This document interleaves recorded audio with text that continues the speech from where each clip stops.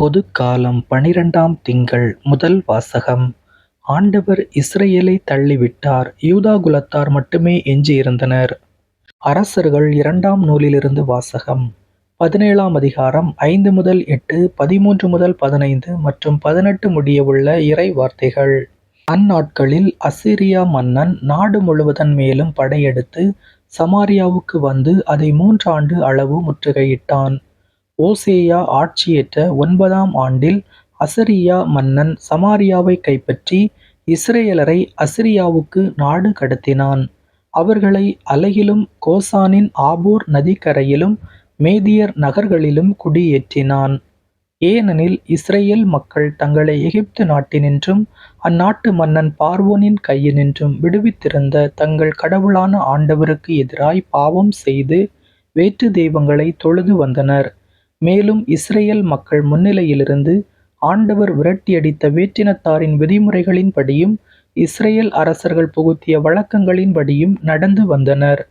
ஆயினும் ஆண்டவர் எல்லா இறைவாக்கினர் திருக்காட்சியாளர் மூலம் இஸ்ரேலுக்கும் யூதாவுக்கும் விடுத்திருந்த எச்சரிக்கை இதுவே: உங்கள் தீய வழிகளை விட்டு திரும்புங்கள்.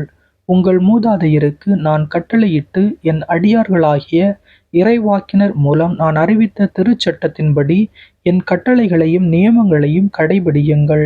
ஆனால் அவர்களோ செவி கொடுக்கவில்லை.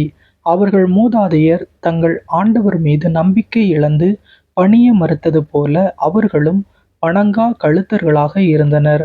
ஆண்டவரின் நியமங்களையும் தங்கள் மூதாதையரோடு அவர் செய்திருந்த உடன்படிக்கையையும் தங்களுக்கு அவர் விடுத்திருந்த எச்சரிக்கைகளையும் புறக்கணித்து வீணானவற்றை பின்பற்றி வீணராயினர். வேற்றினத்தாரை பின்பற்றலாகாது என்று ஆண்டவர் இட்ட கட்டளைக்கு மாறாக தங்களை சூழ்ந்திருந்த அவர்களை பின்பற்றி நடந்தனர். எனவே ஆண்டவர் இஸ்ரேலின் மேல் மிகவும் சினமுற்று அவர்களை தம் திருமுன்னின்று தள்ளிவிட்டார். யூதா குலத்தார் மட்டுமே எஞ்சியிருந்தனர். ஆண்டவரின் அருள்வாக்கு. இறைவனுக்கு நன்றி. பதிலுரை பாடல். பல்லவி. எங்களுக்கு துணை செய்யும் ஆண்டவரே, எங்கள் விண்ணப்பத்தை கேட்டருளும். எங்களுக்கு துணை செய்யும் ஆண்டவரே, எங்கள் விண்ணப்பத்தை கேட்டருளும். கடவுளே, நீர் எங்களை வெறுத்து ஒதுக்கிவிட்டீர், எங்களை நொறுக்கிவிட்டீர், எங்கள் மீது சீற்றம் கொண்டீர். இப்பொழுதோ எங்களை நோக்கி திரும்பியருளும். பல்லவி. எங்களுக்கு துணை செய்யும் ஆண்டவரே, எங்கள் விண்ணப்பத்தை கேட்டருளும். நிலத்தை நீர் அதிரச் செய்தீர், அதில் பிளவு உண்டாகச் செய்தீர். அதன் வெடிப்புகளை சீர்படுத்தும். அது ஆட்டம் கண்டுள்ளது. மக்களை கடும் துன்பத்தை காணச் செய்தீர். மதியை மயக்கும் மதுவை எங்களுக்கு குடிக்க கொடுத்தீர். பல்லவி. எங்களுக்கு துணை செய்யும் ஆண்டவரே, எங்கள் விண்ணப்பத்தை கேட்டருளும். கடவுளை, நீர் எங்களை கைவிட்டு விட்டீர் அன்றோ? கடவுளை, நீர் எங்கள் படைகளோடு புறப்படவில்லை அன்றோ? எதிரியை மேற்கொள்ள எங்களுக்கு உதவும். மனிதர் தரும் உதவியோ வீண். கடவுளின் துணையால் வீரத்துடன் போரிடுவோம். அவரே நம் எதிரிகளை மிதித்து விடுவார். பல்லவி. எங்களுக்கு துணை செய்யும் ஆண்டவரே, எங்கள் விண்ணப்பத்தை கேட்டருளும். அல்லேலூயா. கடவுளுடைய வார்த்தை உயிர் உள்ளது, ஆற்றல் வாய்ந்தது, ஆன்மாவையும் ஆவியையும் பிரிக்கும் அளவுக்கு குத்தி ஊடுருவுகிறது. அல்லேலூயா. நற்செய்தி வாசகம். முதலில் உங்கள் கண்ணிலிருந்து மரக்கட்டையை எடுத்தெறியுங்கள். மத்தேயு எழுதிய தூய நற்செய்தியிலிருந்து வாசகம். 7ஆம் அதிகாரம் 1 முதல் 5 முடிய உள்ள இறை வார்த்தைகள். அக்காலத்தில் இயேசு தம் சீடரை நோக்கி கூறியது: பிறர் குற்றவாளிகள் என தீர்ப்பு அளிக்காதீர்கள். அப்போதுதான் நீங்களும் தீர்ப்புக்கு உள்ளாக மாட்டீர்கள். நீங்கள் அளிக்கும் தீர்ப்பையே நீங்களும் பெறுவீர்கள். நீங்கள் எந்த அளவையால் அளக்கிறீர்களோ அதே அளவையாலே உங்களுக்கும் அளக்கப்படும். உங்கள் கண்ணில் இருக்கும் மரக்கட்டையை பார்க்காமல் உங்கள் சகோதரர் அல்லது சகோதரியின் கண்ணில் இருக்கும் துரும்பை நீங்கள் கூர்ந்து கவனிப்பதேன்?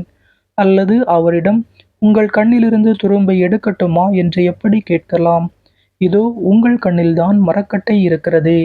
வெளிவேடக்காரரே, முதலில் உங்கள் கண்ணிலிருந்து மரக்கட்டையை எடுத்தெறியுங்கள். அதன்பின் உங்கள் சகோதரர் அல்லது சகோதரியின் கண்ணிலிருந்து துரும்பை எடுக்க உங்களுக்கு தெளிவாய் கண் தெரியும். ஆண்டவரின் அருள்வாக்கு. கிறிஸ்துவே, உமக்கு புகழ். இன்றைய சிந்தனை. நாம் எல்லாரும் குறை உள்ளவர்கள்தான். அப்படியிருக்க நீ குற்றவாளி என்று இன்னொருவரை நாம் சொல்வது சரியல்ல. உங்களில் பாவமில்லாதவன் முதல் கல் எறியட்டும் என்று இயேசு சவால் விட்டார்.